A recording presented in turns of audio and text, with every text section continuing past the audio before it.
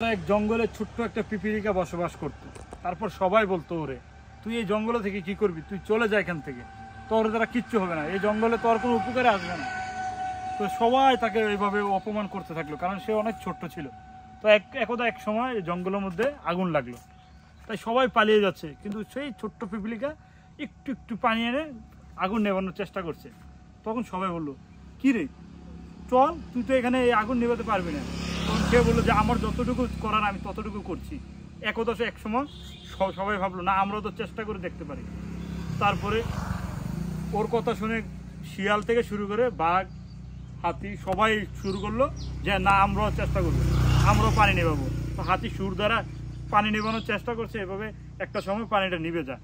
তারপর সবাই সেই পিপিলিকার কাছে যায়, কিরে ভাই তুই কেন একা একা পানি নিভানোর চেষ্টা করলি, আমরা তো কেউ কিছু করলাম না। তখন সে বলে একটাই কথা, যে এই সমাজটা আমাদের, সবাই আমরা ছোট বড় সবাই মিলে মিলে বসবাস করতে হবে। তো এই কারণে এখন যে হাতিগুলো আছে সবাই এখন ছোট বড় কাউকে সমাজে অপমান করা ঠিক না। একটা সময় যে ছোট থাকে সে কোন সময় উপকারে আসে এটা কেউ বলতে পারবে না ভাইজান।